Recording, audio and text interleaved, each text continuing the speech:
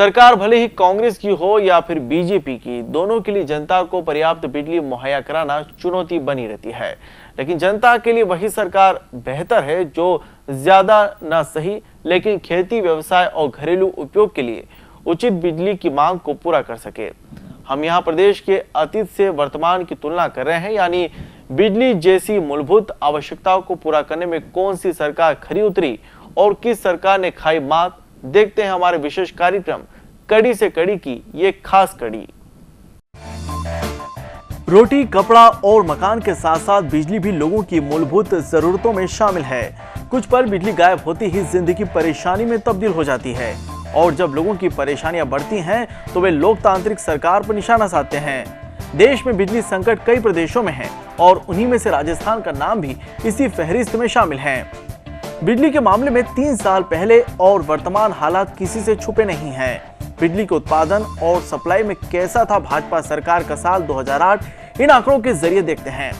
उत्पादन निगम के प्रगति प्रतिवेदन में दिए गए आंकड़ों के मुताबिक कोटा, सूरतगढ़, रायमगढ़, गिरल, धौलपुर, माही और लघु जल विद्युत योजनाओं की क्षमताएं कुल 3402.35 मेगावाट थी। भाजपा के शासनकाल के 5 सालों में उत्पादन के लिए 970 मेगावाट की कैपेसिटी बढ़ाई गई। हालांकि बावजूद इसके इस समय भी उत्पादन इतना नहीं था कि जनता की मांग पूरी हो सके। लेकिन तत्कालीन मुख्यमंत्री वसुंधरा राजे के निर्देशानुसार पर्याप्त बिजली मुहैया कराने के लिए बिजली ऊंचे दामों में खरीदी गई। ऐसे में जनता इस समय बिजली की आपूर्ति से खुश नजर आई। हालांकि इसलिए जनता ने वर्तमान की गहलोत सरकार की तुलना में पिछली सरकार को बिजली आपूर्ति के लिए उचित ठहराया। सरकार कोई सी भी हो, दोनों में क्या है कि भाव वही पड़ रहा है।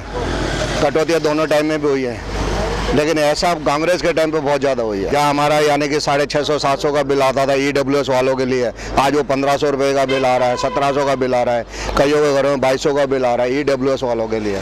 बीजेपी के टाइम पे कुछ कटौतियाँ थी, अभी कुछ कटौती, अभी तो ज़्यादा कटौतियाँ हैं। पहले बीजेपी टाइम पे कुछ कटौतियाँ थी, अभी महंगाई कितनी बढ़ी हुई है बिजली की, पहले महंगाई नहीं थी तो इसलिए कि बीजेपी टाइम बिजली मिल रही थी, कुछ कटौतियाँ थी उस टाइम में भी, और अब बिजली ज़्यादा कटौतियाँ होती है। बिजली के थोड़ा कम बेसी थी, लेकिन इस टाइम तो बहुत ज़्यादा ही हो रहा है। उस पिछले थोड़ा कम थी, लेकिन इस टाइम बहुत ज़्यादा हो रहा है। सरकार में क्या था, कितनी मिल जाती थी? मतलब उस टाइम तो बहुत कम कटती थी, लेकिन इसमें बहुत ज़्यादा कट रही है। अब कांग्रेस सरकार के राज में साल 2011 में डिस्कॉम की कैपेसिटी 4097.35 तक पहुंच गई।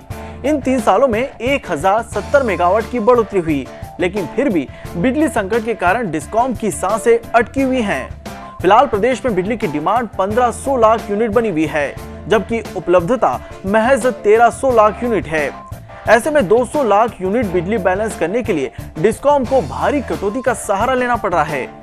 हालांकि जनता ने वसुंधरा राजे के शासन को इस सरकार की तुलना में ज्यादा सही बताया, लेकिन डिस्कॉम का घाटा बढ़ने में जिम्मेदार भी यही समय था। जब 1 यूनिट बिजली के लिए डिस्कॉम ने 22 रुपए तक चुकाए।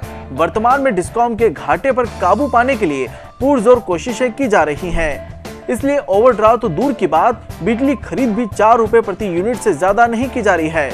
डिस्कॉम ने पिछले कई समय से दरें नहीं बढ़ाई थी, जो अब नियमानुसार बढ़ाई जाएंगी। पिछली सरकार ने जो 22 रुपए यूनिट खरीद के उपलब्ध कराई, आज उसी का नतीजा है कि वित्तीय हालात है ना, हाशिए पे आ गया आज बिजली बोर्ड।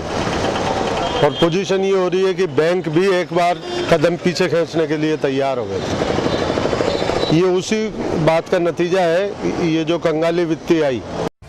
बहरहाल राज भले ही कांग्रेस का हो या फिर भाजपा का, लेकिन बिजली की उपलब्धता में प्रदेश अब तक अपने पैरों पर खड़ा नहीं हो पाया। यही कारण है कि दोनों सरकारों में बिजली की कमी में उपभोक्ताओं को कटौती का शिकार होना पड़ा है।